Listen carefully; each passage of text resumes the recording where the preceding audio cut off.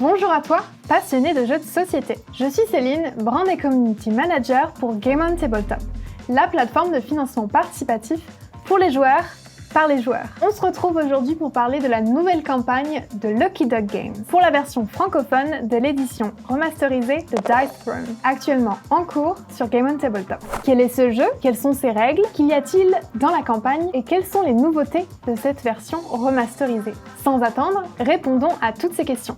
C'est parti! Aujourd'hui, je suis en compagnie de Vincent Vergonjane, qui est le fondateur de Lucky Duck Games, qui va pouvoir nous en dire un peu plus sur le jeu et la campagne. Salut Vincent, comment vas-tu? Très bien, merci de m'avoir aujourd'hui avec toi. Alors, est-ce que tu peux commencer par expliquer ce qu'est le jeu Dice Throne, son gameplay, et pour quel type de public il est plutôt destiné? Alors Dice Throne, c'est donc un jeu d'affrontement qui se joue à 1 contre 1, 2 contre 2, voire 2 contre 2 contre 2, donc jusqu'à 6 joueurs. C'est un jeu qui mélange tactique avec des cartes et des dés. Leurs auteurs, Nat Chatelier, Mani Tremblay et Gavin Brown, je triche un peu, j'ai la boîte à côté là. Dans leur histoire, en fait, racontent que justement c'était des gros fans de jeux de dés et qu'ils avaient envie de réadapter les grands classiques du jeu de dés à un jeu d'affrontement, mais en y apportant une touche beaucoup plus tactique, beaucoup plus stratégique qu'une simple multiplication de cartes. Le jeu s'adresse à qui? J'ai envie de dire à n'importe qui aime les jeux d'affrontement. Graphiquement, c'est hyper invitant. Moi, je joue beaucoup, soit avec mes enfants, c'est un super jeu où, mon fils, c'est un jour on a passé des heures ensemble. Donc, c'était une joie pour nous quand j'ai appris que Gavin nous avait fait confiance et nous donnait l'exclusivité de ramener ce jeu en France. C'était une énorme joie parce que c'était un jeu que j'avais beaucoup apprécié personnellement. Mais c'est aussi un jeu qui joue très bien en tournoi. Il y a de très gros tournois déjà établis aux États-Unis parce que c'est un jeu qui existe déjà depuis 3-4 ans aux États-Unis et donc qui arrive seulement en France timidement. Donc il y a eu aussi une grosse scène de tournoi. Donc j'ai pu l'évoquer tout à l'heure, la campagne qui est actuellement en cours sur Game On permet de financer la version française de l'édition remasterisée de ce jeu. Est-ce que tu peux nous dire ce qu'il y a de nouveau dans cette version remasterisée? Historiquement, en fait, Nate Maney, c'est le game designer et l'artiste, a fait une première saison 1 qui n'avait que 6 personnages. Les cartes n'avaient aucune illustration. C'était une version un petit peu inférieure. Et finalement, ils se sont rapprochés de Roxley, qui est un éditeur international qui ont fait des choses incroyables. Par exemple, ils ont fait Brass Birmingham. Je cherche dans ma collection le nom des autres jeux, je ne les vois pas. Mais c'est des gens qui ont spécifiquement Gavin, qui est le PDG de cette société, un sens graphique extraordinaire.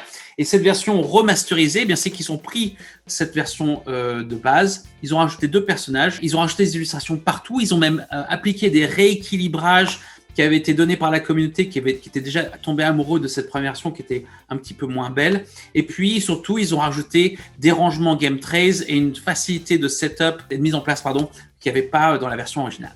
Maintenant, je te propose de rentrer un peu plus en détail dans la campagne et notamment ses contreparties. Est-ce que tu peux les présenter brièvement et me dire quel choix pour quel type de personnes? Alors en fait, il y a, pour ceux qui n'ont jamais joué à Dice Throne, qui sont un petit peu frileux, donc on a donc un premier pledge à 24,99 € qui est en fait le prix du jeu tel qu'il sera en boutique.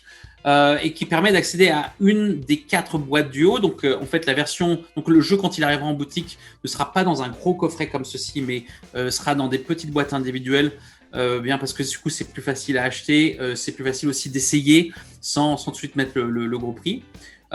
Et le pledge après, il est tout de suite à 89 € et c'est donc cette boîte-là en fait. Alors qu'est-ce qu'on a pour 89 €? C'est en fait cette battle chest qui permet en fait, qui arrivera vide d'ailleurs, c'est une boîte de rangement avec les 4 boîtes du haut, donc l'ensemble des 8 personnages, et avec aussi un coffret de 16, pas un coffret, mais une combinaison de 7 cartes promo, qui est d'une valeur de 5 € qui seront vendues sur notre site web après.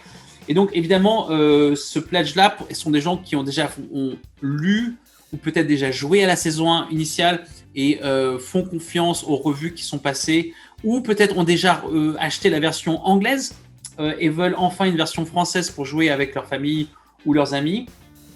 Et puis après, on a deux autres pledges qui sont vraiment pour des gens qui sont du coup très investis sur Dice Throne, avec un pledge à 129 et 159 qui rajoutent des sleeves, qui sont des sleeves complètement customisés avec le dos de chaque héros au dos de ces sleeves, alors j'ai le mot anglais, Dice Spray, je sais plus comment on dit en français, je suis désolé, je m'appelle Jean-Claude Van Damme, je ne parle plus français. Et puis la toute dernière version inclut 2 mats absolument magnifiques. Alors c'est dommage, je ne l'ai pas pris pour cette conversation, mais c'est des mats gigantesques, hyper qualitatifs et qui vraiment rajoutent une espèce de richesse et un aspect très luxurieux et vraiment où on s'installe et on peut mettre toutes ces cartes sur les côtés sur une texture vraiment luxurieuse. Voilà, donc c'est un petit peu tous les niveaux. Très bien, donc les 2 dernières contreparties, c'est plutôt, on va dire, des contreparties collector. On a pu voir nous-mêmes, et puis tu l'as évoqué toi aussi, c'est qu'il y a des héros à choisir lorsqu'on veut jouer à Dice Throne. Quel est pour toi ton héros de prédilection? Alors c'est le Tréante. Le Tréante, c'est l'arbre... alors je sais pas si je peux le trouver, le Tréante, vite fait comme ça. Il est là, le Tréante. Il a forcément une inspiration d'un héros dans une série, donc je ne veux peut-être pas dire le nom, mais voilà. Et puis il a une manière de jouer qui est suffisamment complexe. D'ailleurs, c'est l'un des personnages les plus complexes à jouer. Chaque personnage, en fait, je vais te montrer ça. Chaque personnage, en fait, a un niveau de difficulté. Là, c'est le 6. Et donc, c'est vraiment un personnage faut pas démarrer avec. Il demande beaucoup de combinaisons, demande de faire les choses dans le bon ordre. Mais je trouve que graphiquement et justement dans ce challenge supplémentaire, c'est mon personnage préféré. Très bien. Je te propose maintenant qu'on parle un peu plus de Game On. Qu'est-ce qui t'a fait choisir notre plateforme plutôt qu'une autre plateforme pour cette campagne de Dice Throne? Puis également, quelles sont tes fonctionnalités favorites sur la plateforme de Game On? Game On Tabletop, pour nous, c'était un peu le choix qui faisait le plus sens pour ce genre de campagne, qui n'est pas une campagne ordinaire pour nous, puisque c'est une campagne sans stretch goal. Ce n'est pas un jeu Lucky Dog Game. Et on parle ici de ramener un jeu localisé en France. Et c'est vrai que la plateforme étant faite par des Français en France, parlant français, avec une gestion de l'euro et puis une communauté déjà établie avec d'autres campagnes de notre part, c'était un choix complètement naturel pour nous d'être dans cette continuité de prendre Game on Tabletop.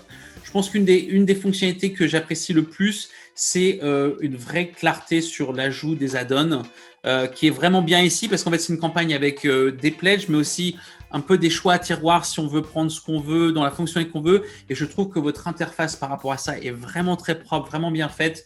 Une gestion aussi à la fin de la campagne des SKU, enfin en gros des produits en eux-mêmes et de leur quantité qui est vraiment bien faite. Voilà. Donc c'est pas notre première campagne, on y revient avec plaisir et c'est votre plateforme est vraiment parfaite spécifiquement pour nous, pour ce genre de campagne de localisation. Merci Vincent d'avoir participé à cette vidéo et puis on se retrouve très prochainement pour une seconde vidéo plus sur ton expérience du crowdfunding. Merci à toi.